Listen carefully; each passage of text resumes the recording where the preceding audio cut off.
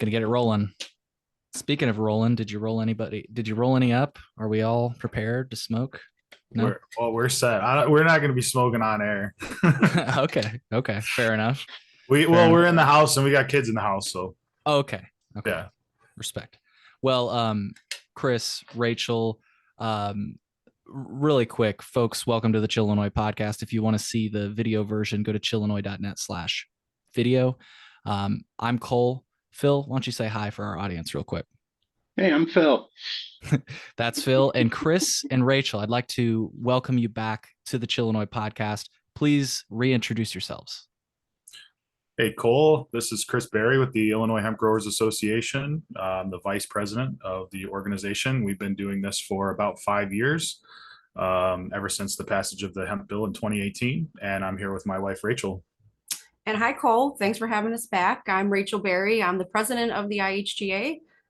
For those of you who don't know, we're a grassroots membership organization focused on the issues here in Illinois, speaking with our representatives, our farmers, our business owners, doing what we can to promote a sustainable and equitable hemp industry here in Illinois. Sweet. And Rachel, before you tell us what you got going on, why don't you tell the audience where they can find you online? Great. Yeah, you can find us at illinoishga.com. You can also find us on social media, Twitter, Instagram, Facebook, even LinkedIn. Sweet. While I get rolled up and ready to rock, why don't you give us a recap of what you got going on? Yeah, thanks. Okay, so we've had a lot of cool stuff going on this year. I actually have a little handy list here.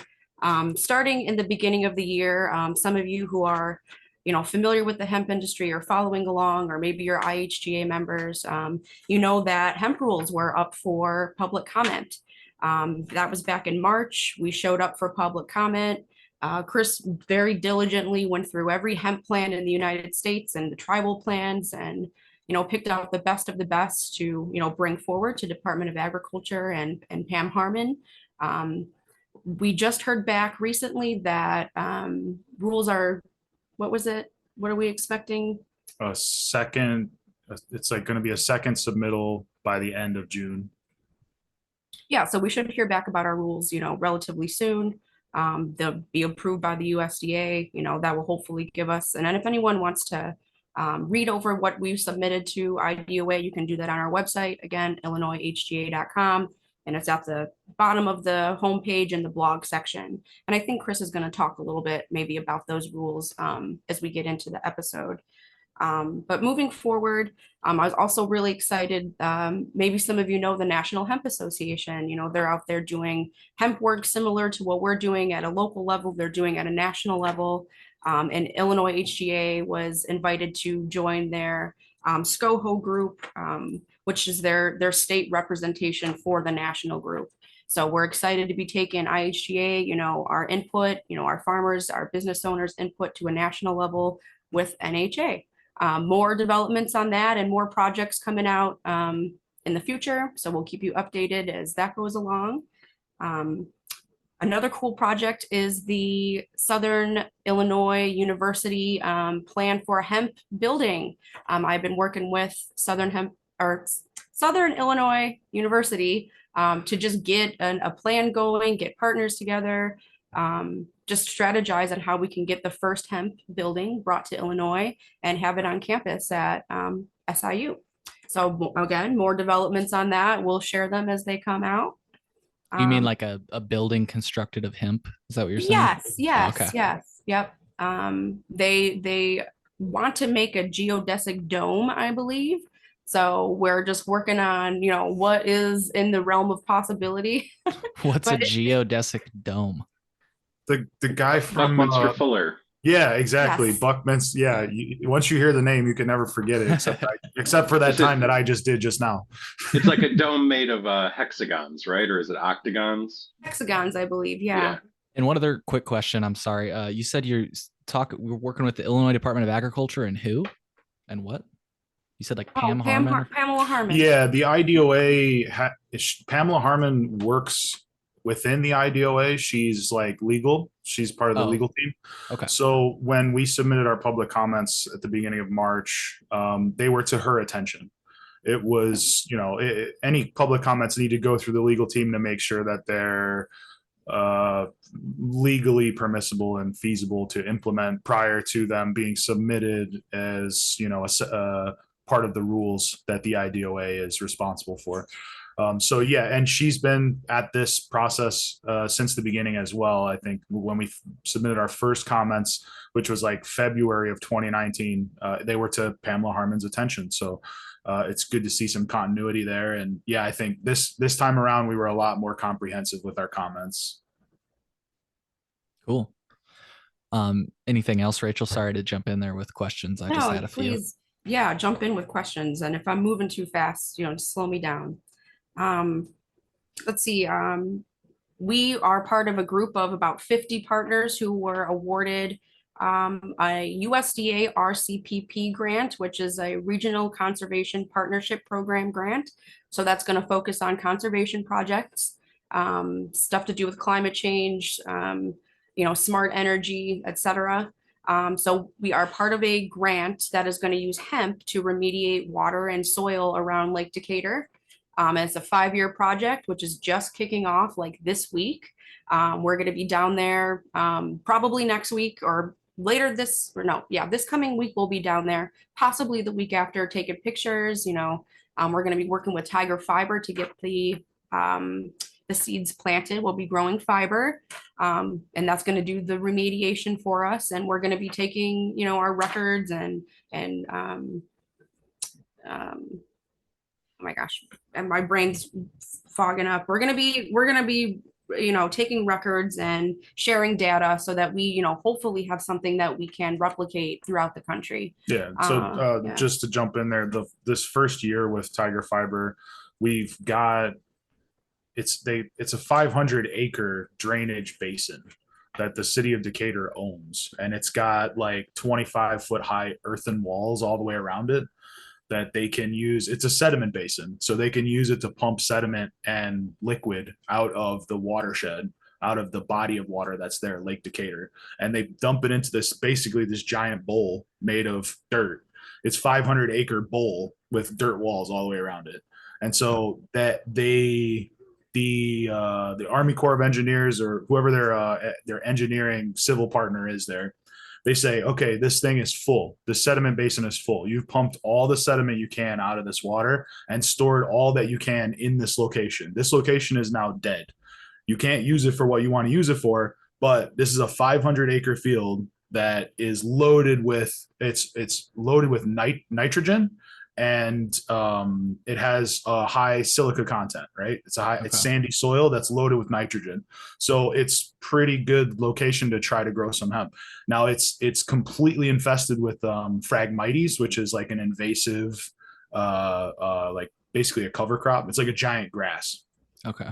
And so Tiger Fiber came in, we went and visited the site, and with Tiger Fiber, City of Decatur, and our RCPP partner, Jeff Beckler, out of North Water Consulting, he's sort of the lead of the project. And for this first year, all we're going to do is just do some tests in that sediment basin to see what, can we get good results growing in pure sediment?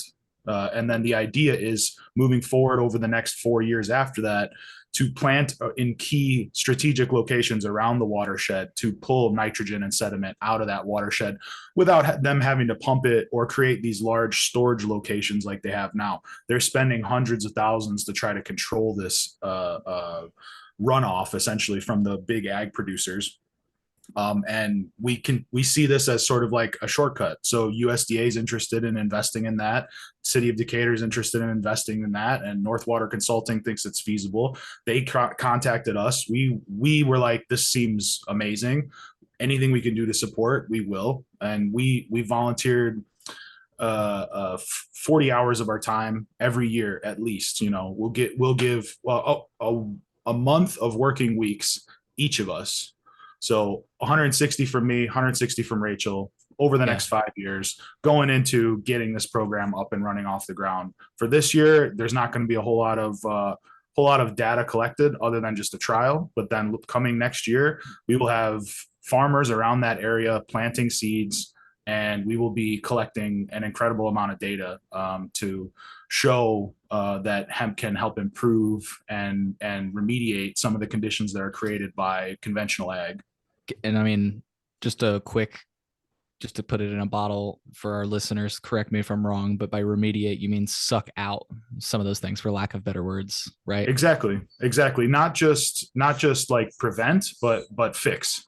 Now, my question is, the David Lakeman talked about hemp on my podcast and mentioned that it's good at remediating soil. And I have like a plot of land near my house that's you can't live on it because some factory dumped a bunch of chemicals. I can't think of what the chemical is right now, but I talked to him and he's like, yeah, hemp could suck that up out of the soil and remediate it, but then you have to destroy that hemp in a safe way because the hemp has all of the chemicals in it. I can't think. It's like a heavy metal or something. But how can I ask? I know that's down the line, but how are you going to be disposing of this hemp? You suck it up, but where are you going to put it? Yeah. So you're probably dealing with like cadmium, something like that. For heavy metals, yeah, there is the potential. Some varieties of hemp show more phytoremediative activity in that regard than others. But yes, there is. You can find a variety of hemp that will reduce the quantity of heavy metal in your soil. What do you do when it sucks it up? That's a great topic for discussion. There are some ways to sequester it. I mean, obviously, if you just grow the crop, roll it, and till it back into the soil, it's just going back into the soil, right? But there is some conversion process going on there as well, right? So like, it's not just sucking it up straight. You're going to end up diluting it over time regardless, right? The plant matter turns into dust. The dust, like the plant dries and desiccates in the fall, after, if you leave it standing instead of chopping it down or whatever, it's going to desiccate. The plant itself is going to become dry and dusty, and some of that dust is going to contain those heavy metals, and it's going to be cast to the wind, right? So yeah, it's not the ideal solution, especially if there's like a preschool downwind from you. But you know, what they say is the solution to pollution is dilution, right? So this is part of that. It definitely does pull out of the soil and dilute. And then what you end up with is, yeah, if you know, all the traditional uses of hemp stalks for building materials or for pyrolysis, right? If you burn it, now you're gasifying it, right? So again, you are changing. It's a chemical reaction happening. You are burning the heavy metal now. So now you're converting, again, chemical conversion there. So again, some level of dilution is happening. Is it ideal? No. So pyrolysis, probably not the best either, especially if you have a preschool downwind or people are growing a community garden or whatever. So then you have sequestration, right? So what can you do? You can put it into blocks. You can put it into blocks and put a barrier between those blocks and the ground. And now you have blocks, right? But you obviously don't want them exposed to the interior of your space. So you can use these blocks for limited building applications. Yes, they're frozen in blocks, but if you go and chip on those blocks, and over time the blocks degrade in one way or another, it's coming back out into the environment. So this is part of why we love hemp. You know, you can put a lot of thought into this, and there are so many great challenges like this that require new strategies and innovation to deal with those types of things. Now, before we had hemp to do this, it wasn't even an option. Your soil, the only option you had was come in and do hazmat cleanup. You just bring in the excavators and truck out the soil, right? And so now with this option, yeah, it's another option, but there definitely needs to be a lot of innovation on that side of things, and it's not being done at a large scale yet because of things like that. So we would love to see more progress towards that. But for the RCPP, it's not about pulling heavy metals out. It's about pulling out What's excess RCPP? The Regional Conservation Partnership Program we were talking about with City of Decatur. Thank you. Yeah. It's about pulling excess nitrogen out. So that nitrogen is just one of the basic building blocks of plants. So it's a much different scenario. What our plan with the end product of that stuff can pretty much go anywhere after that. We plan to bale it up, and whoever is the closest, and I mean Tiger Fiber is the one who are the ones who are going to want to take it and do something with it. But yeah, I guess that's a long-winded answer, but it's a very interesting question. It's an insightful question, Cole. It could help, but yeah, in the end, you need a partner on the backside to be able to handle that material still. Yeah. Well, thanks, Heather. Or sorry, Heather, Rachel, I mean to say. I don't know where Heather came from. I think I was working with somebody named Heather today. But Rachel, we got off on a tangent with remediation, and I wanted to ask, what else is going on? Yeah, okay. Once again, folks, IllinoisHGA.com. And as you mentioned, if you scroll down to the bottom, there's the blog posts, and it looks like there's even a way to support something we might be talking about today. So go ahead. Sorry about that. Yeah, yeah. Yeah, that will bring me to the next point. We have been having meetings like all this year with our representatives, our members and their representatives to talk about, just issues in hemp. One of those are the farm bills coming up, Farm Bill 2024. So we've been talking to reps about what we'd like to see in the farm bill. That is also on our website, and you can go ahead and click that and read all about it. Attached documents and all kinds of goodies if you're interested to know more about, hemp in the farm bill and what that might look like. We also been talking to them about, which was one of those things you scrolled past, the fiber and grain exemption, which is basically a way for those of us that are growing hemp for fiber and grain do not have to deal with the same regulation and testing requirements that those hemp growers who are growing cannabinoids would have to go through. Again, you can read more about that right there on our website. And then, of course, we're talking about protecting cannabinoids and including Delta-8 with our representatives. Just today, we launched an action that folks can take. We want you to reach out to your reps in the email that we sent out. If you didn't receive it, you can reach out to us again at illinoishga.com and we can hook you up with that information. But basically, reach out to your reps, let them know that, you have a story to share, you have a business, you're a farmer, whatever way it is that you want to support hemp. There's a lot of topics, whether it's farm bill, or you're a hemp and grain, or you're a fiber and grain grower, or, you're a cannabinoid grower. We need to reach out to our reps. And this summer, as we're going to talk about, in a few minutes, there's a lot of, stuff going on around, surrounding especially Delta-8, but, cannabinoids in general. So, this summer, let's hit the road and get out and reach out to our representatives, whether it's a Zoom call, a farm tour, or, meeting in an office somewhere. All of it counts. Yeah, thank you. You pulled up our Instagram post. Please share. You can tag your reps in this post. We just want to meet with we want to get around and meet with our reps, boots on the ground, in person, showing them, representatives of these businesses, of these farms that are actually out there, doing this work and providing these products and this service to our community. Our representatives need to hear it from us. So, reach out if you're interested in having the IHGA join you for a meeting with your representatives. We'll let Chris get to more in just a minute. Very quickly, I just want to pitch. We have a couple events going on. The first one is we have coming up in July, the 21st and the 22nd. We're going to be collaborating with ISU and the Crop Sciences Department to do their hemp open house. So come view all the research, the plots that ISU has growing. Is it ISU or is it U of I? It is U of I. Thank you for correcting me. U of I. It's U of I Champaign, not Yes. Illinois State Cool. Yes. University. Are you going to be working with Dokyung Lee? Yes. Yeah. My apologies, Dr. Lee, for messing up those acronyms. They always get jumbled to me. But yes, we're going to be working with UC Crop Sciences Hemp Open House. Come see the fields. Come see our demos. I'm going to be there. Chris might be there. I'm going to bring some hempcrete stuff if you've never seen. I might be there.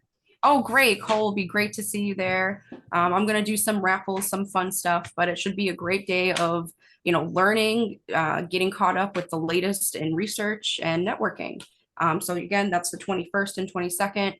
On our social media, there is a a flyer and a link, and you can register. The registration is really simple. It's just please select which day we can expect you to be there. Nothing super formal. So yeah, hopefully we'll see you there.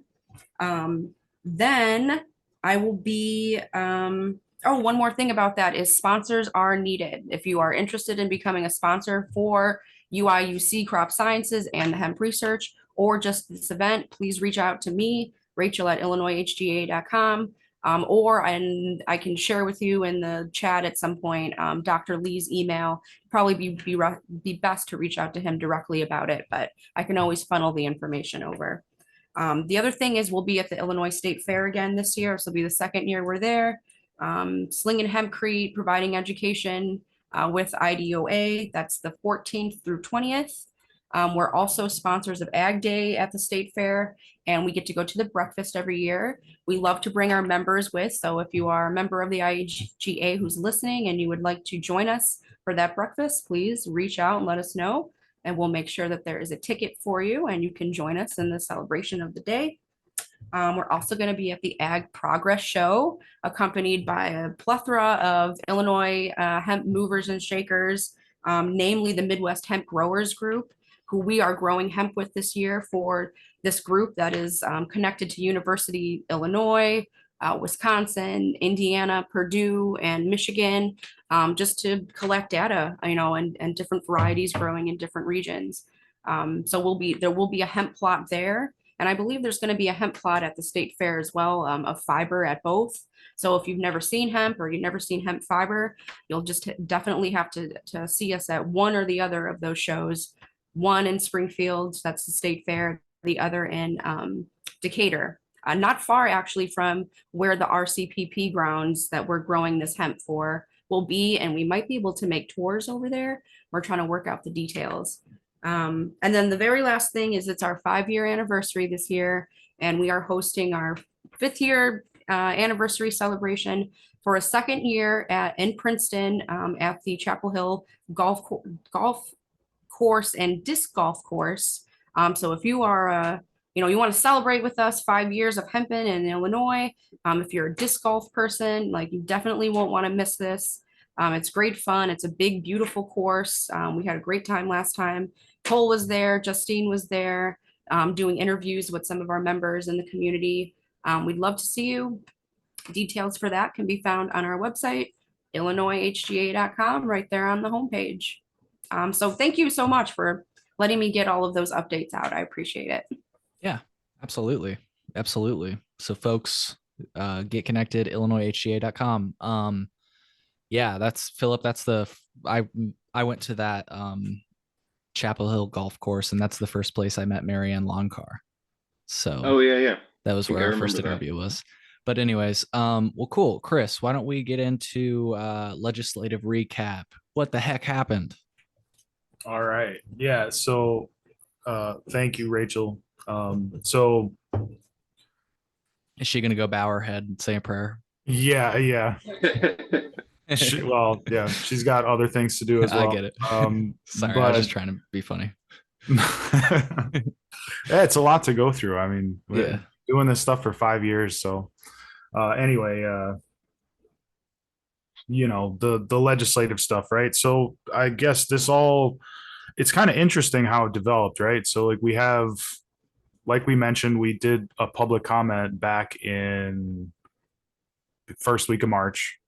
And this is where I see it coming from, right? Like, it's like, and go ahead. I was just going to say, I don't mean to like derail I literally just asked you to start, but I feel like it started even before March. Like, if I'm not mistaken, Cannabis Business Association of Illinois has had it as like a legislative priority for at least a few years now, right? So, I mean, these talks may have started in March, but they've been trying to get your cannabinoids for a little bit longer than that, right? Yeah, it's true, I guess. Like, we've had the CBD Safety Act come up, and we can go all the way back to it's either 2019 or 2020. If you search for an article, it says like hemp advocates call out. It was Bob Morgan who were calling out about trying to regulate hemp-derived cannabinoids, right? He was like, this is a public safety issue. This is an emergency. And The children are dying. Children are dying, people are being poisoned, etc. And we were like, well, this effort obviously seems like, I don't want to, I'm not going to accuse anybody of anything, but when you work in the cannabis industry and then you come and you introduce bills into our Congress that specifically benefit the cannabis industry at the detriment to the hemp industry, to me it just seems like, nobody, you shouldn't be the one doing this, first of all, and it becomes a bit more transparent as to what the motivations are behind that. But I think we put it really, really good in our public comment. When we started talking about hemp derived cannabinoids, like, it doesn't really matter where it comes from. If it comes from the public themselves, if it comes from multi-state operator cannabis license holders, if it comes from the hemp producers themselves. And I'd like to read it to you just from the beginning of our defining hemp extract, the request that we put in. It's a great summary of like where we're at now, right? Politicians, cannabis industry groups, and other special interests have raised concerns about the lack of more stringent health and safety regulation of hemp-derived cannabinoids in comparison to cannabis and its derivatives, right?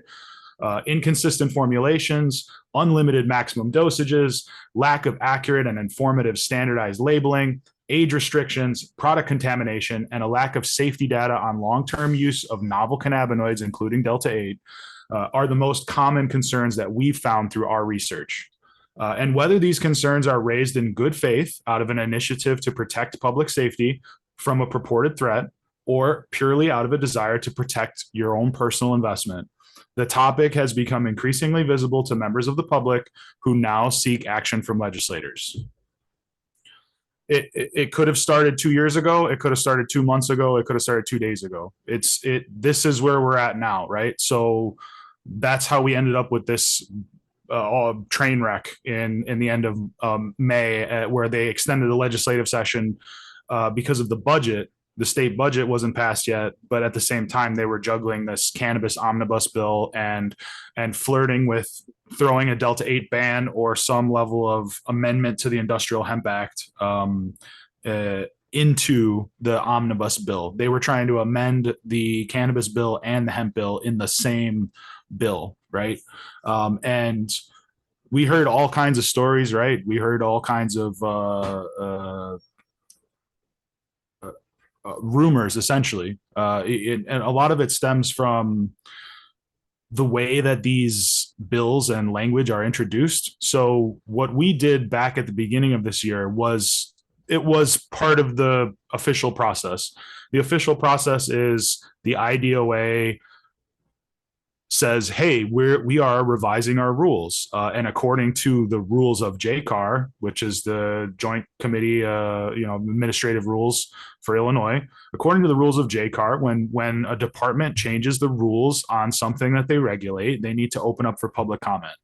The IDOA didn't plan to do that, but if you request that, they have to do it. They don't have to do it, but they should do it. And so they did it. We requested it, they did it. Along with other people, we requested it, and so they did it.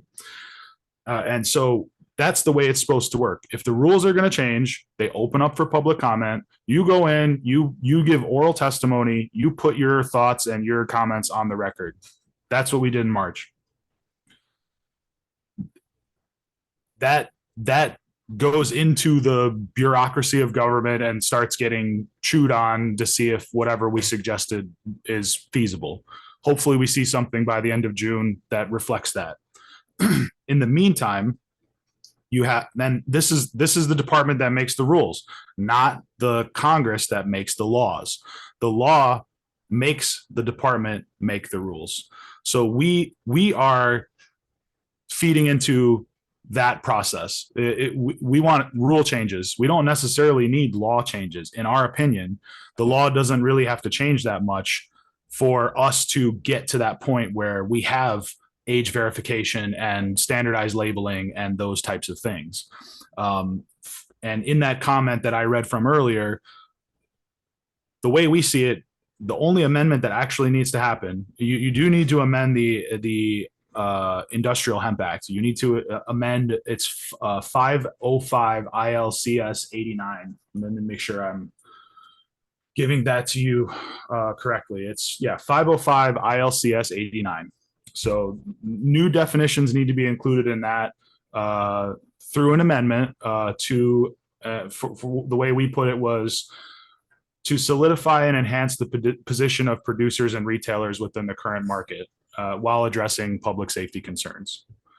And so the way we see it, that's part of the problem with what happened at this legislative session is they threw all this last minute stuff in. They threw in a lot of complicated things. They tried to amend and define many things all at once. The biggest one that I have an objection to is the entire phrase intoxicating, right? So never before has this been thrown into some kind of ruling, right? So they on top of some of the language that we saw floating around, language that was attached to basically like rough drafts, not actual bills. It was like the one we saw was SB.XXXXX. It didn't have a bill number. It was just words on a page that they expected legislators to just pick up and turn into a bill. What we saw was they required the Department of Ag to, or it was maybe it was a consortium of people from various departments like public health and others to do a study on intoxication. And that whole the concept of having a study of intoxication done like in a very limited time frame, because they were ready to pass this in May, and they were going to say all of this happens and it's done by January 1st, 2024. So you're going to tell me you're going to have a group of government officials do a study that's never been done before on intoxication, and they're going to wrap it up and deliver you comprehensive lawmaking results within half a year. Well, and we're still waiting on the demand study. Yeah, exactly. You know, that's like 2 years late. So yeah. On the cannabis side, and that's I think, thank you for mentioning that, Philip. I feel like part of what happened this May in the legislative session was this cannabis drama is getting so big that it's spilling over into the hemp industry. And that any little crumb that they can sort of collect to lock down their market share, they will absolutely pursue that path.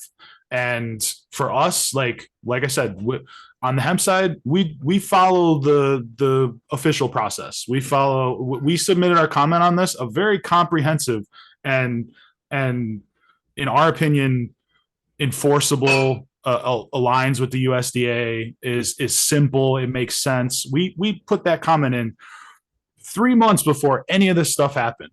It's very clear, and it's in the hands of the people who make the rules. It's not in the hands of the people who make the laws. The laws then turn into the rules. We're already past that. We're already there. What we did recommend that there was a retroactive amendment to 505 ILCS, and in that amendment, all we do is add some definitions. We want to define what hemp extract is because it's not there. We want to define the phrase inhalation. We want to define the phrase ingestion.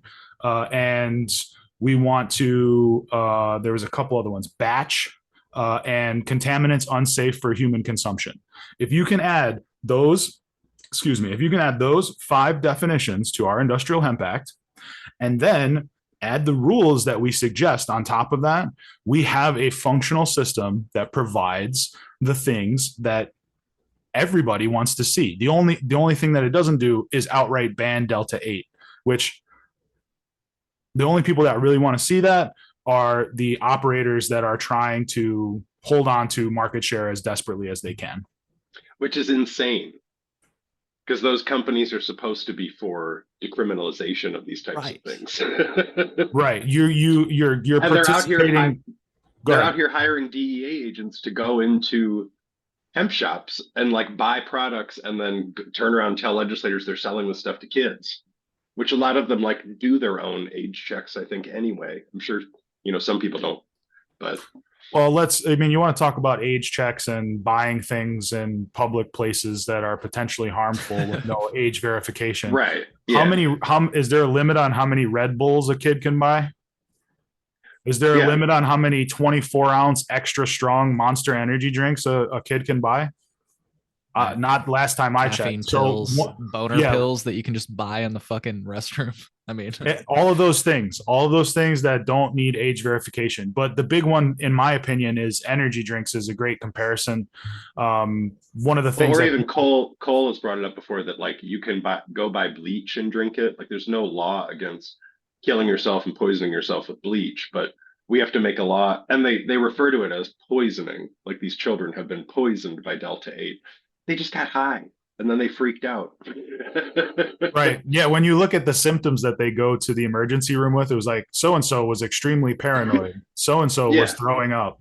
And it was never like they were having convulsions or seizures or like their temperature was 105 or like they were, blood was coming out of their eyeballs.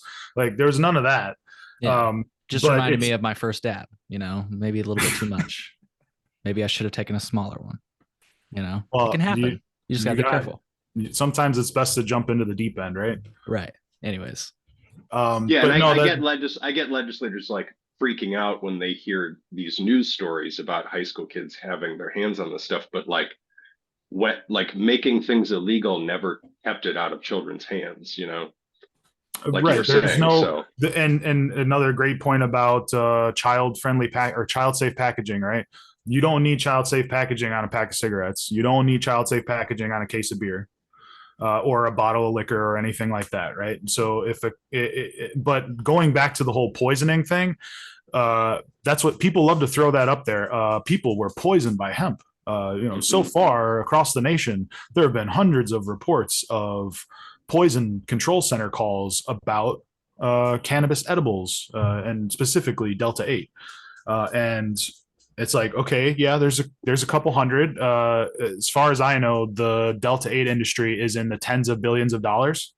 So if anything, that's a remarkable safety record, isn't it? So if you think about it, if there's been less than 1,000 adverse cases and there's been millions of doses sold, that's a pretty good percentage for safety, right?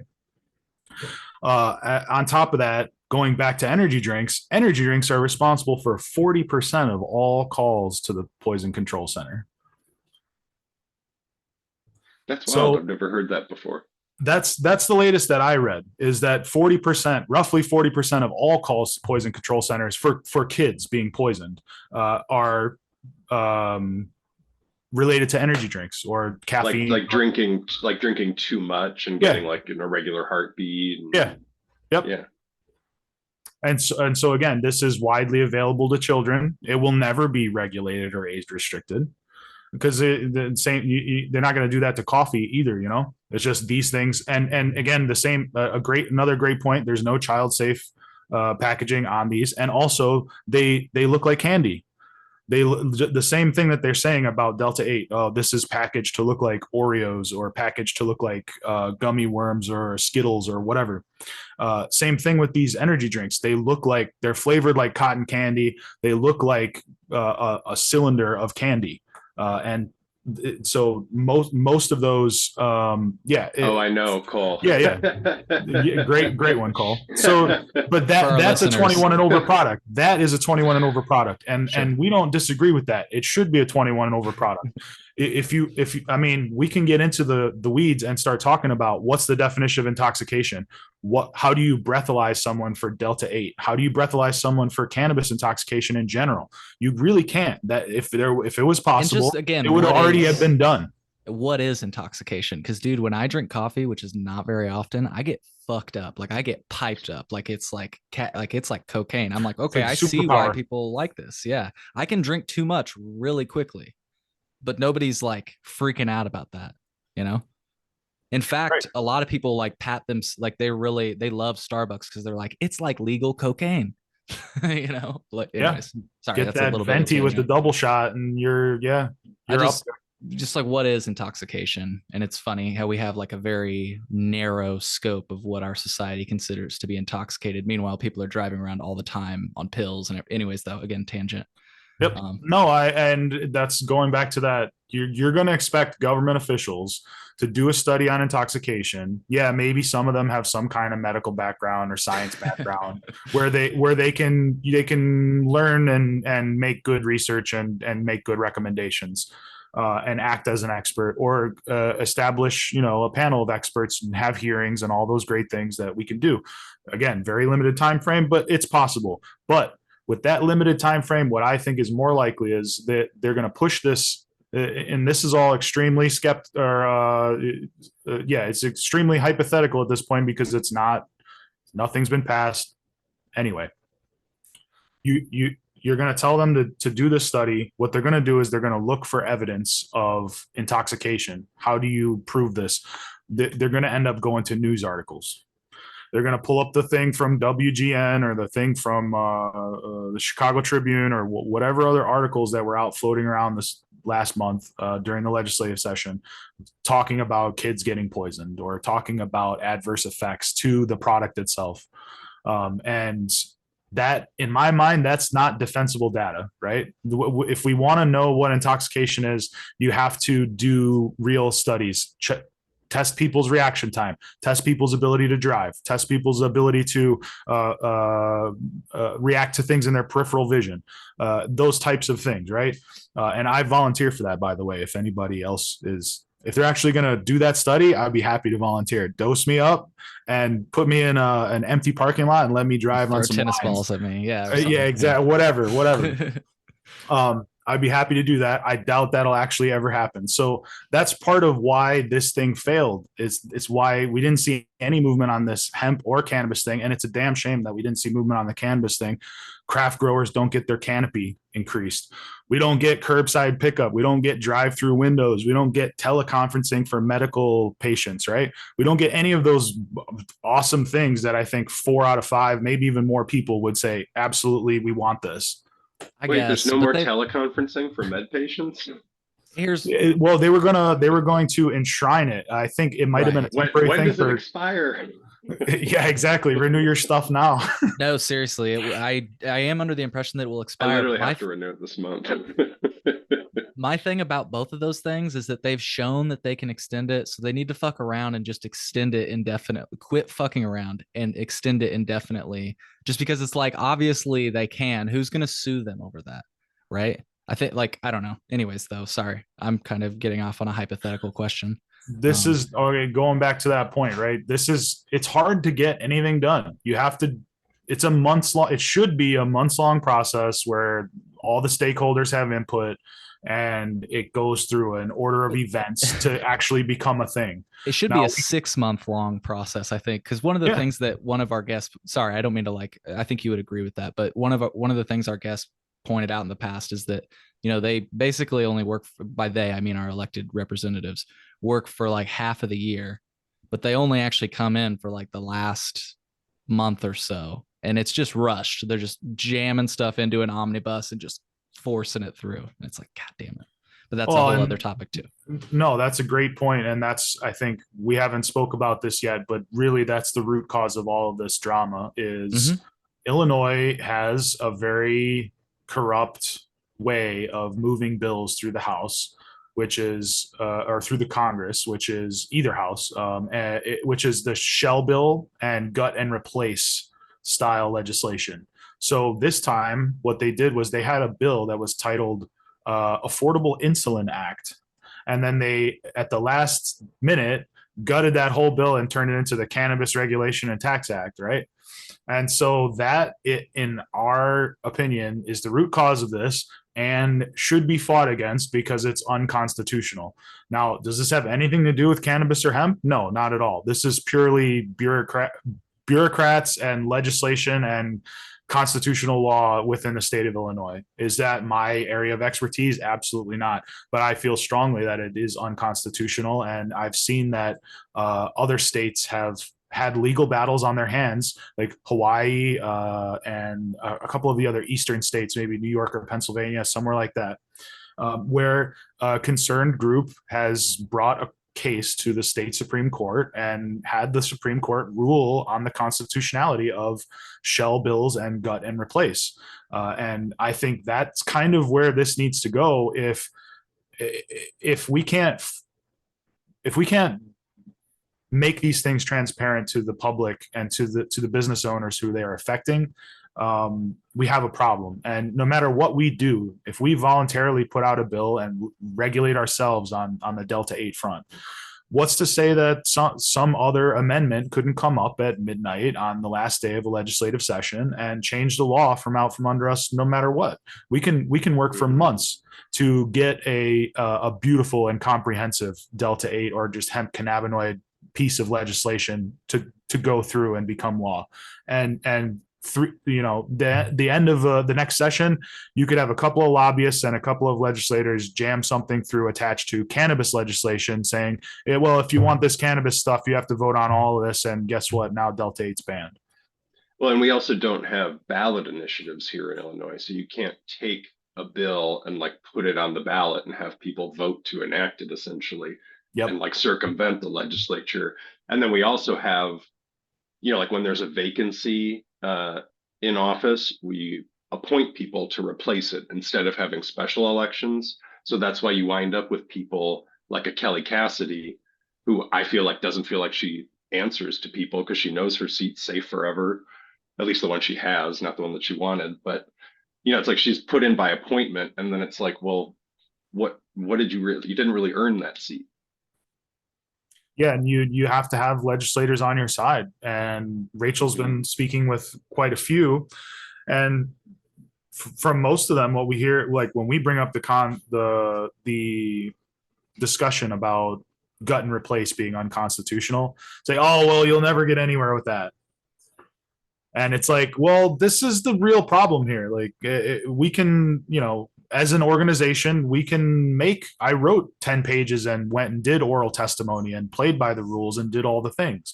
And in the end, that doesn't really matter if we're being undercut by this corrupt process. And I hate to use the word corrupt because it's not really corrupt. What it is it's a lack of transparency. It's a lack of input. They're supposed to be representing us and putting our thoughts forward. But if you're just making deals behind closed doors, what can we as citizens do? It sure sounds like corruption. Well, you can. I don't like to say it because everyone says it. Illinois is corrupt. Illinois politics, corruption. This guy's corrupt. That guy's corrupt. This process is corrupt. Well, there's always corruption, but I do feel like in Illinois, there's just few ways around it. Like I was saying, like about the gut and replace or about not having ballot initiatives. Like there just doesn't seem like a way to circumvent it. No, that's really where we're at. Is we've spent 5 years doing these, trying to play by the book, and figured we knew just about every step of the way because we had come full circle. We did the public comments, and we worked with the industry for years and come back around, update the rules and do another public comments, improve. But when all this started going down, I was like, maybe 5 years isn't enough. Like you can pay attention for 5 years and still not know everything. So, we definitely learned a lesson with this, and as we move forward, we will definitely strongly advocate against shell bills and gut and replace. I think it's not fair to the citizens, and it's for any legislator to be like, well, that's just the way it is and that's the way it's always going to be. Those people need to be voted out. That's all I'm saying. Well, because when you're doing shell bills and the gut and replace, that's when you have these sessions that are like in the extended weeks and no one's really getting the final language on these things, and they're like coming out like, that's kind of what you're saying about it not being transparent. Like, yeah, the bill hasn't been out there for weeks for everyone to read and kind of go over and see what everything is all in there, whether or not you want to support it or not. Yeah, exactly. And how can we make an informed decision? How can the legislators make an informed decision when you give them, what they did was they threw dozens or 100 plus pages into a bill that really has nothing to do with the budget when everybody's focused on the budget, and they expect you to read every bit of it and understand every bit of it. If you haven't been following the industry since it started, you're going to have a very hard time understanding all the little loops and road bumps that they put in this type of legislation. You have to have experience with it to understand it. If you don't understand it, how can you vote on it? It doesn't give. I mean, certain legislators are never going to be cannabis experts, right? They're going to vote with their party, or they're going to vote with whoever they think is the expert who's informing them. And if or contributing to their campaigns. Same, right? Like you're gonna Right. have Right. you're gonna have people who can give you contributions and then also tell you children are dying from Delta 8, right? Right. Well, I was just the reason I said that is because I think it's funny we're having a conversation about corruption, and you're right. It's not like they're being bribed; they're being contributed to. Yeah, the way campaign finance works, like I don't even want to get into that. Like, Sure. let's just talk about the way the process ends up for us on the hemp side.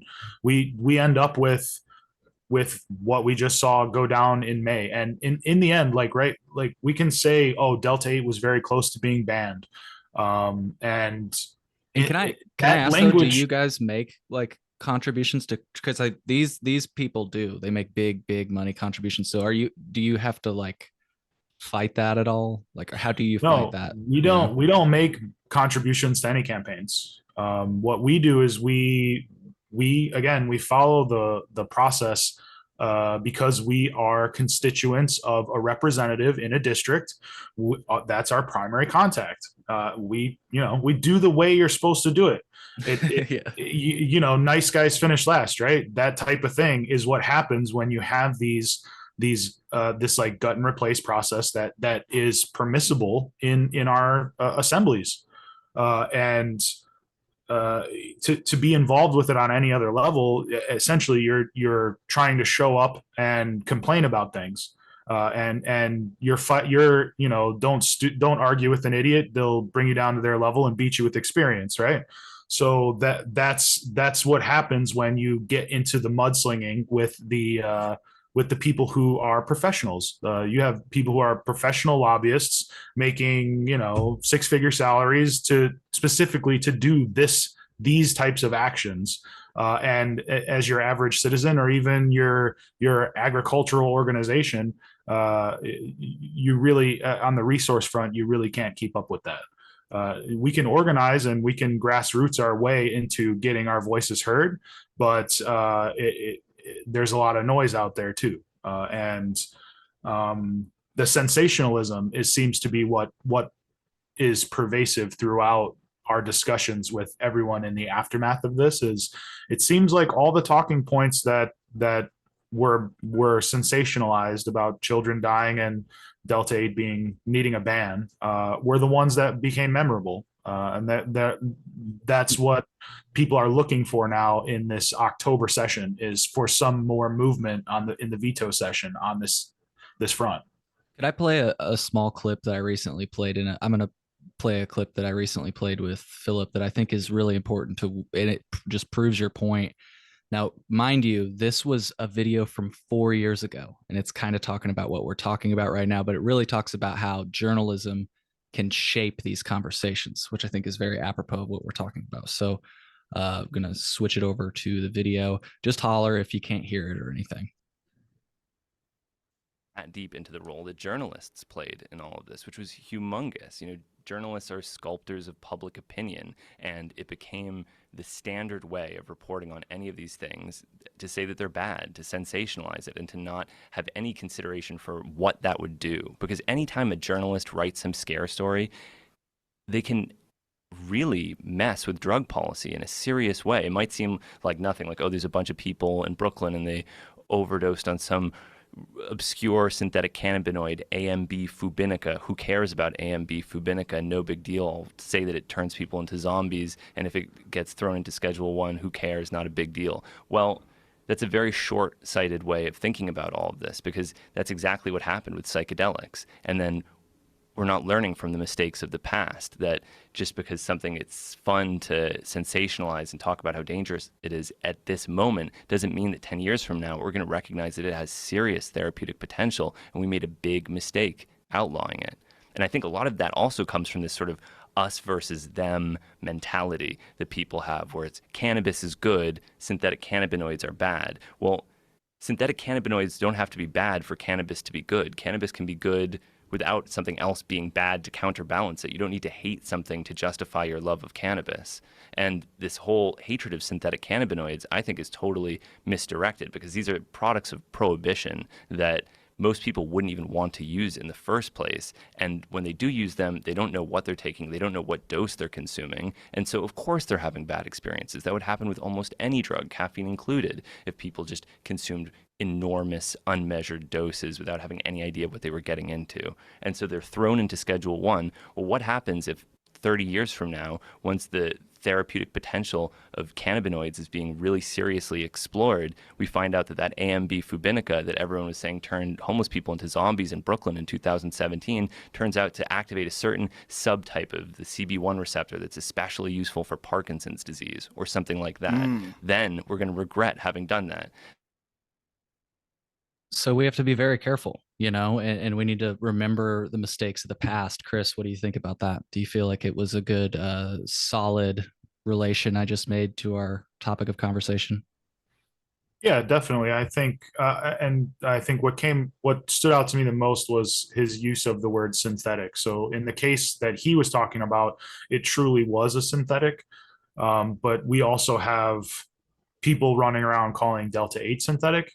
And it, as my understanding is it does naturally occur in the plant, but at levels too low for commercial extraction and production. And so you have the conversion process happening. And that's another classic argument by opponents of hemp-derived cannabinoids is, well, the intent of the Farm Bill was never to allow anyone to consume intoxicating cannabinoids, legal at the federal level. And I always ask people, like, because I've looked for it, if you could please point me to whatever article or whatever story that you saw that the people who wrote the definition of the word hemp in the Farm Bill put out stating their intent. Because when you read that definition, it's very, very clear. When they talk about derivatives and isomers and salts of isomers, and when they get into that type of language, there were no mistakes. There was no there's no like over like what's the word I'm looking for? There was no like blind spots. They Oversight, obviously maybe. Yes, yeah, it wasn't an oversight the way that they wrote this. It was very, very clear what they were trying to do, and to say that no one was aware of Delta 8 in 2018 when the language was written, or 2017 when the language was written, is also not true. So we can get into that with whoever comes through, and usually it's cannabis people saying it was a mistake in the Farm Bill, and that's why you have Delta 8. It's like, I don't think it was a mistake. Okay, this is like one of the like keystone pieces of legislation that passes, and when in the years that it passes, every 4 or 5 years it goes through. They know that if they make mistakes in this legislation, there will be serious consequences, and so they don't do that. And when they first passed it, I didn't like it because of the 0.3%.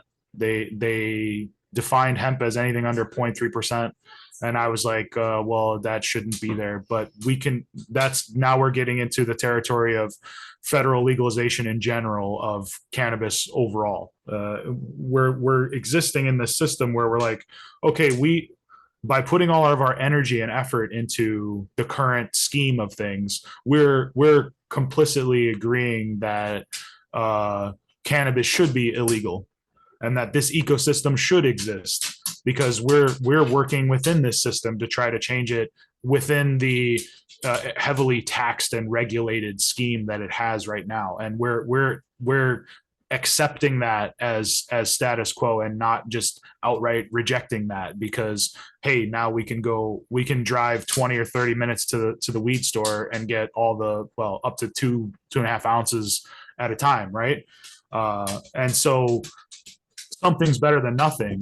But if this is the way it's going to be forever, I think we need to reassess where we're at on the federal level, and that a lot of this goes away at that point. But in the meantime, we have people who have staked their lives and their life savings and their businesses on this model of hemp-derived cannabinoids.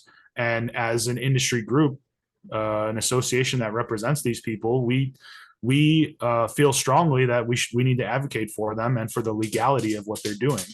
And so anything that goes after that, we object to. And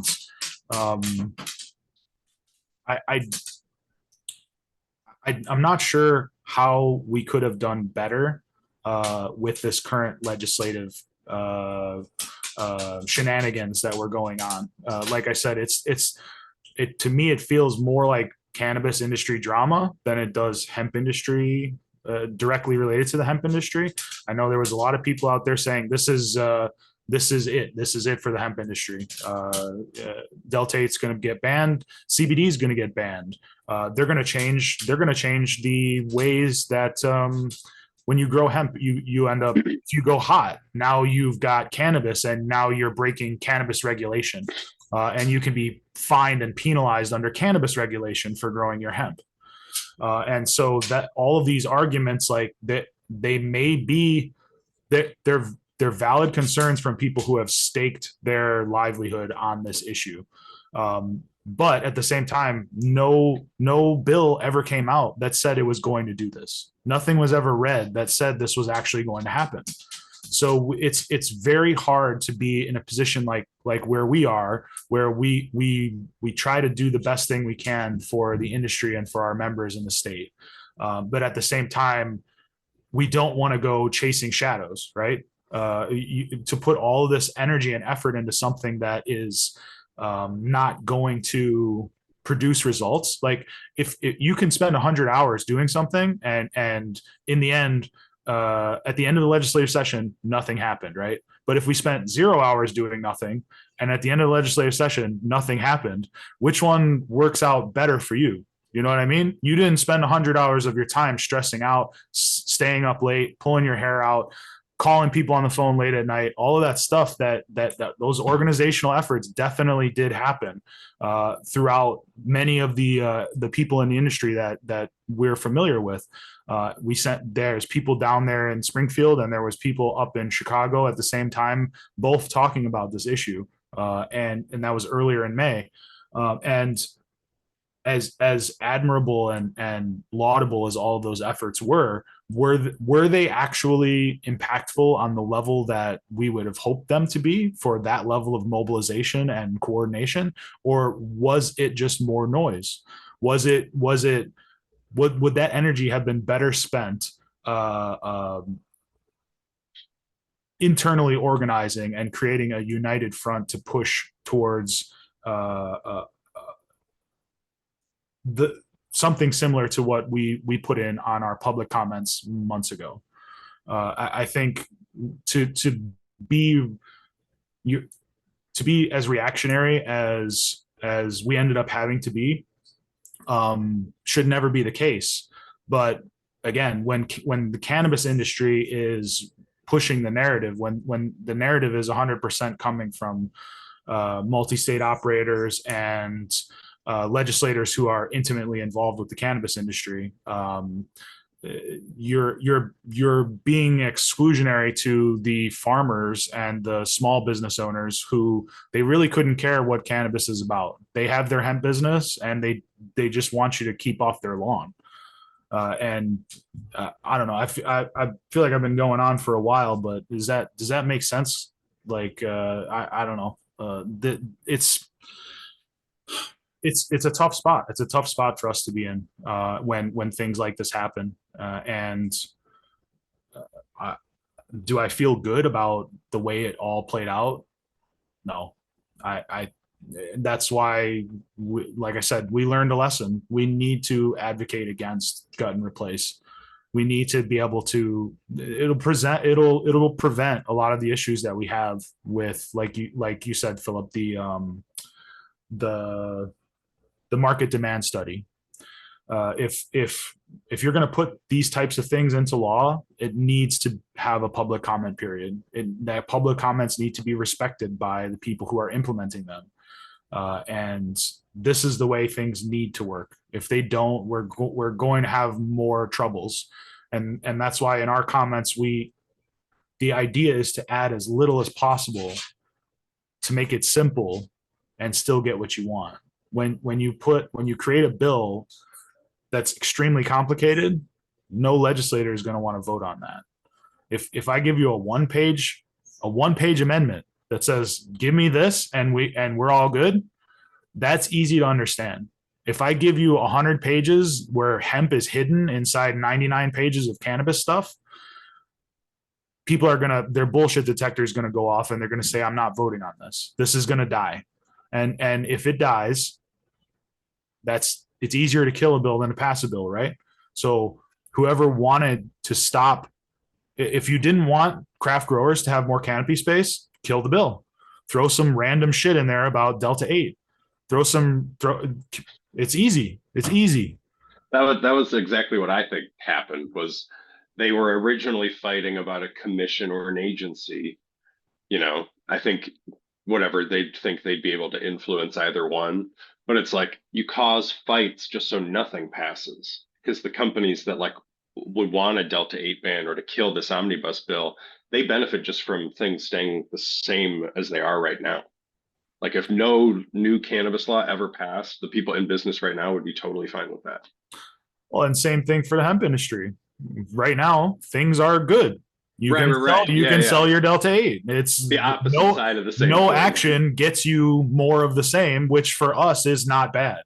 Now we can talk about public safety concerns. And again, I'll loop back to, well, my 8-year-old kid can go to the gas station and buy 72 ounces of Monster and drink them with no parental supervision. You know what I mean? So that whole, if it's a public safety issue, it's been ongoing for years. If it's an emergency, this has been happening for years. For you to say that this has to be done immediately because there's a safety issue, that it doesn't really matter at this point. Like I said in the comment, it doesn't matter where you're coming from. Something has to be done. If we have to do something, let's do as little as possible to get the things that we need. And like I said, we already put in the comment. If any legislators out there, any industry groups want to talk to us about that comment, we're happy to dissect every little detail. We put this comment in front of not only Pam Harmon and the Department of Ag, but also people from the USDA, and they said this is exactly the type of comment we're looking for. We need to have a very big picture perspective. Some of the hemp people that were advocating against the Delta 8 ban or the Delta 8 amendments that were happening in the cannabis omnibus, they ended up getting a bill introduced into the legislative session in May. Do you remember the 4101 HB 4101? So I think it was Rep Ford was the one who introduced that one, and so these hemp people, they put it in there and they say, hey, instead of banning us, can you please just look at this bill? This bill gives us what we want. And then we get feedback from some of our other members who read that bill saying, if this bill passes, I'm out of business. So what was in that bill that would have put them out of business?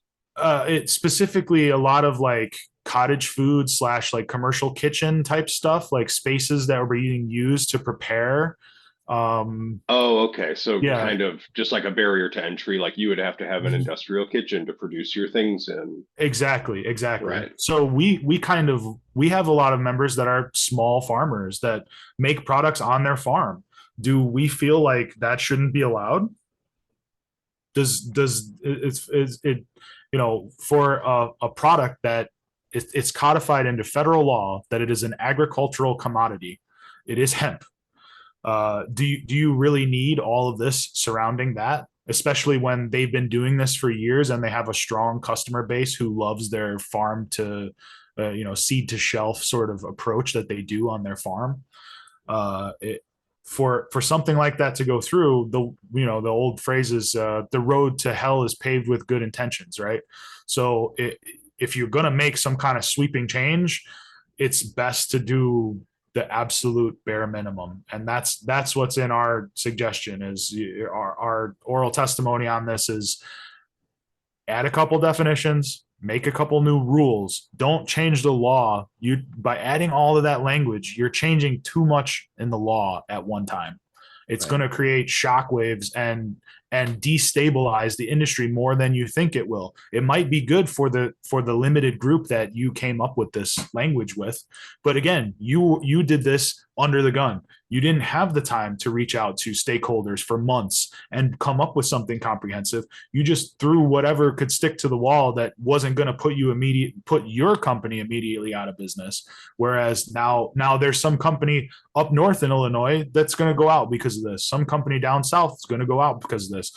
Just because your company around the suburbs of Chicago is not going to go out because of this, because you're using a commercial kitchen or you're already following all of these cannabis processes because you were someone who was trying to become a cannabis license holder and ended up not getting awarded a license and going into the hemp industry. You were set for that. You've already invested in all that. Hemp is not about that. Hemp is about keeping it simple, making it. It's about the people who grow. It's about the farmers. That's what the IHGA has always been about. We support all aspects of the industry, but that's why we're the Illinois Hemp Growers Association, right? The people who own the means of production are the ones that are affected the most. If you can't grow because of regulation, that's a problem. And for farmers, there's a lot of those. And we always, and not just about hemp, just in general, for agriculture in general, you have so many barriers for you to be able to do what you want. And I think it was Joel Salatin who was quoted as saying, "Everything I want to do is illegal," with regard to his farm. Yeah. So it's like not just in life. Right. I was gonna say, amen, baby. Yeah. So because somewhere along the line, someone got sick from something, and then they passed the law and they said, no one can ever do this ever again for the rest of eternity.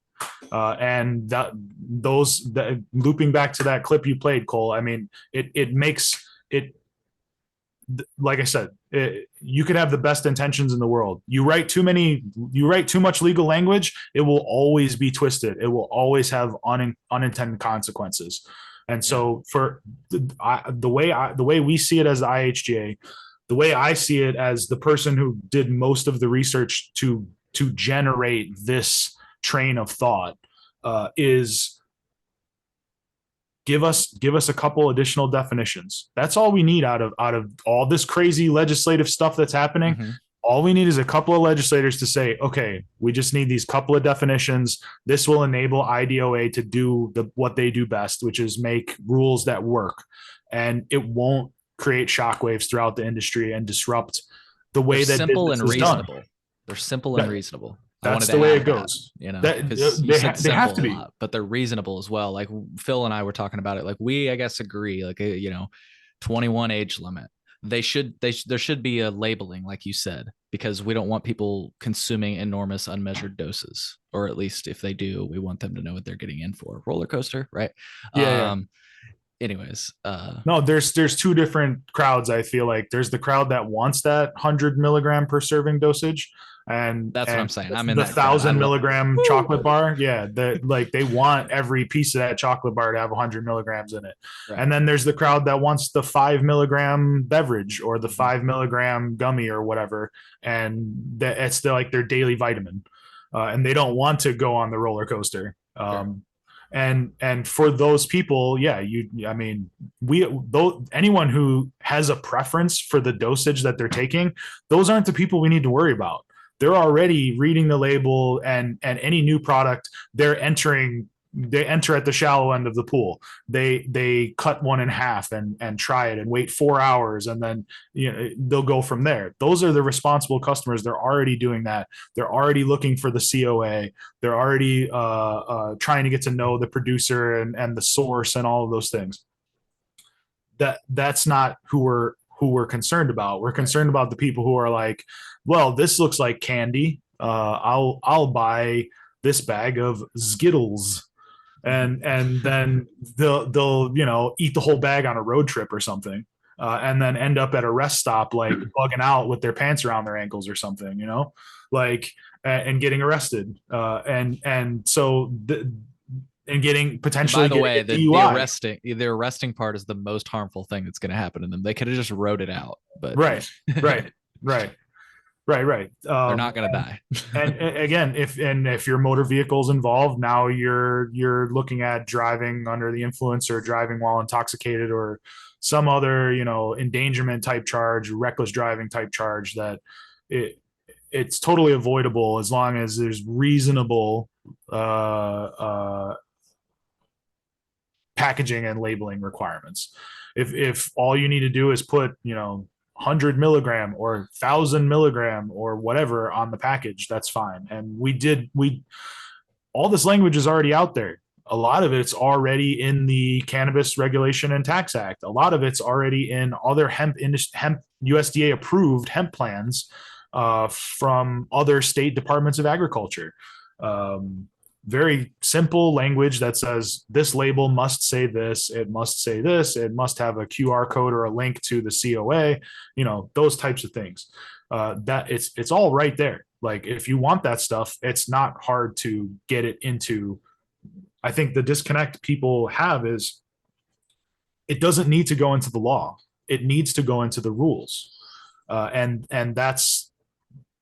that's where I think people get overzealous and they write these big bills that they're easier to ignore and do nothing about than to pass. Right. It's like we're not learning the craft canopy thing. It's written into law. That's why they can't fucking make it budge. Right? Learn the lesson. Don't write it into law. Right. You know what I mean? So, sorry. Hey, we got to wrap in about 10 minutes, but yeah, keep going. And I wanted to give space for Phil too, if he had anything. Well, I was just wondering if there was any talk like with the Delta-8 stuff about THCA and like banning that or trying to Yeah, good question. It is a great question. And I don't know, my opinion on this is a little bit different than I think most people's is. There's a good resource out there, which sometimes I agree with, sometimes I don't. I believe his name is Rod Knight. I think it's Rod Knight. He's a lawyer who's been paying attention to this type of stuff. He occasionally writes about Delta-8, or recently he published one about THCA. And he was like, well, you can see through this pre-harvest COA that's approved by the State Department of Ag or by the USDA that this THCA flower passed its pre-harvest. But when the producer then selectively and carefully harvests the best buds and dries and cures them in an expert way, all of a sudden now we have THCA levels of 16 or 18%. And when it passed the USDA pre-harvest, it was like, compliant hemp. It was 0.3. So when it comes to THCA flower, I feel like there's no. I thought they were seen as being like totally separate. Like I thought like you could have flower that was like 20% THCA as long as there was. And just like for folks that are curious, 3% THC. I just want to say Rob Kite. Go Rob ahead. Kite. Okay. Yeah, or did you hear what he asked? Sorry, I hated to cut him off, but I wanted to make sure to get that in there. Just because I know there's some like businesses in Illinois who that's like their business model is, and I'm assuming they're operating under like a hemp license. So I was just wondering if there was like any talk of that in the legislature, or if they're even aware of it. Not as much as they are Delta-8. Delta-8 is the buzzword, but which is just funny, right? And shows how little they know about any of this, because that's like you can go to a dispensary here in the city, like a licensed one, And you could probably find a high THCA, low THC product that would probably pass your farm bill stipulations. But yeah, it's just funny that they don't see how that's like, it's allowed under the farm bill, and you guys are getting all upset about Delta 8, but there's literally flower being sold like in the smoke shop down the street from me. It's a good point. Early on in the Illinois rules, it was Delta 9 only. So you could have flower with 10% THCA, and it would still be compliant hemp. Now, as soon as you take your lighter to that, now you've decarbed it and you're smoking the good stuff. And that's basically how people are justifying selling THCA flower. I think there's no way to get around decarboxylation, right? I think the only thing you have here is it's a technicality. You're selling a product that passed pre-harvest inspection, and you're using that COA to justify it as valid for interstate commerce under the USDA.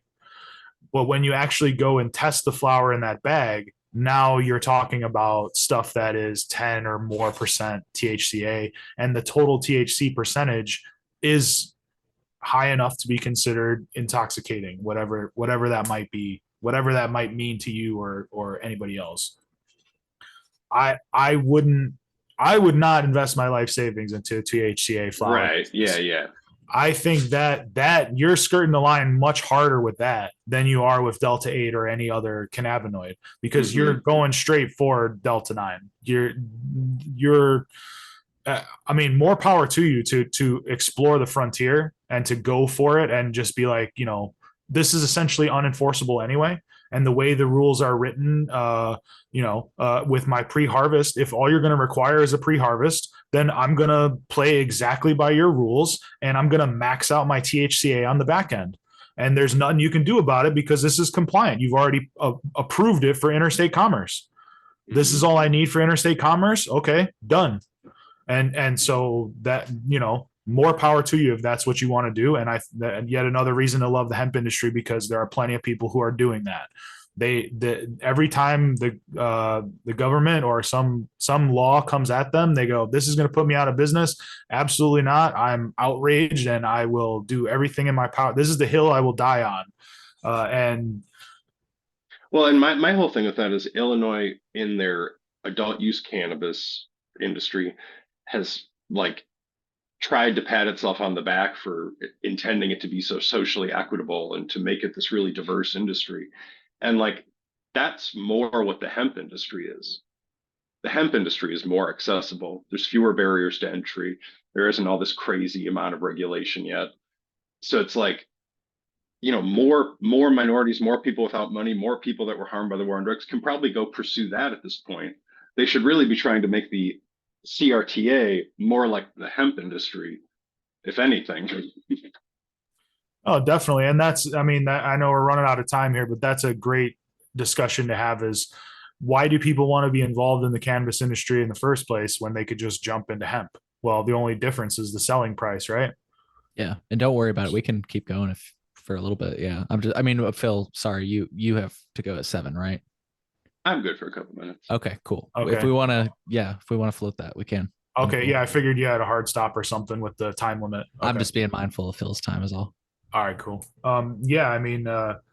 The more people that get into the cannabis industry, now the supply increases, demand stays the same. We know what happens when that happens. Now all the money you've invested, everything's inflated. All the money you've invested, now your return comes. It takes longer to get your return. So the whole you're participating in this fake ecosystem. This whole cannabis thing, like, everyone gets the reason why people are so dramatic about it is because there's a lot of money to be made. And I know it sounds like simple and stupid, but like, that's literally what's going on, is everyone just wants that money.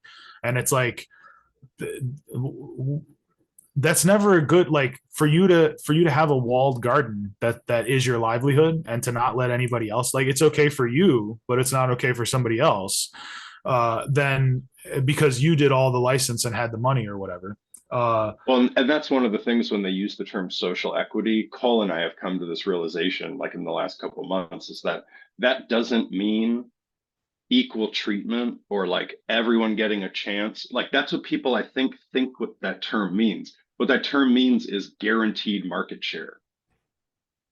That's what that means to the people who use it in Illinois. And literally, like on quote, somebody texted me, a licensee texted me that the other day. Social equity is guaranteed market share. Don't get it twisted. Because they see it as the existing operators had someone said this, I think it was that guy J.R. Fleming who was on recently. He said that the existing operators had 100% of the market share. So social equity is cutting them in to that market share. Which I get, but like to me, that just seems insane and silly. Can you elaborate, Phil? Like insane, like it seems insane because well, it's like I said before, it's like that. So really, if you wanted to make things socially equitable and make like the existing white wealthy men not control everything, you should have made them irrelevant by, like the hemp industry, expanding the market infinitely. Yes. And yes, a lot of people would fail, but you would have a massive amount of anyone who wanted to have a chance to do it. And if you wanted to give special funding, or maybe social equity people get to sell for like a 10% tax rate instead of a 20 to 40% tax rate, you know? I feel like there could have been such a better way to financially incentivize it and not just lock everyone out, you know? If I may add, not only lock everyone out, but lock everyone out with criminal penalties. That's how they enforce these regulations. And that just freaking it. I don't know how we can say we're trying to right the wrongs of history. We've acknowledged that the war on drugs was a failure, but let's continue those policies. They're trying to ban Delta 8 now. Right. And then we're doing stuff like this. It's like, what are we doing? Not quite sure. Yeah. What are they smoking? Can I have some? Are they smoking Delta 8? Is that it's not? They're not smoking anything. That's the problem. Okay, damn. Yeah, true. Sounds like salvia, if anything. Yeah. Well, any other thoughts on this? I'm not trying. Again, we can, if we want to wrap this idea up. Just to button it all up, I think just make sure you reach out to your reps and let them know how displeased you are with this whole situation, and that cannabis should leave hemp people alone. Hemp people are on their own path. Cannabis needs to stick into their own lane and enjoy fighting over your walled garden while it still lasts. And hopefully all of this gets wiped out through federal legalization within the next couple of years, and none of us have to worry about this anymore. Yeah. But until then, the IHGA will continue to sort of bridge the gap and navigate the space to do the best that we can for our members and for the industry as we see it and as our members tell us. I mean, as I see it, if you guys are like fighting a ban on Delta 8 and things like that, you're like one of the only advocacy groups that's fighting for further decriminalization or to like keep the decriminalization we have, at least, you know? Well, it's a huge thorn in our side to have to deal with Delta 9, to have to for you to create this whole ecosystem around Delta 9 where prices are inflated and licenses are ridiculous. And then to hold us to that standard. It's like, well, we just want to produce. A huge barrier for us producing, and not just cannabinoids, but just fiber and grain, is compliance testing. And if compliance testing didn't exist, we would have tens of thousands of acres. We would have farmers planting this stuff. But as soon as you tell them there's some special thing that you have to do, like you can't just roll it out and plant it and be done with it. As soon as you tell them other stuff is involved, they're just like, oh, nope. Well, and that you could get a crop that you have to like completely destroy, right? Yeah, but it's not even that. You raise that risk and they're like, well, absolutely not. But as soon as you tell them there's more than this requires more work than corn or soy, they're just like, nope, not for me. Yeah. And so yeah, the whole cannabis thing with the Delta 9, it needs to go away. But until then, you know, It's frustrating because it's the same fucking plant, right?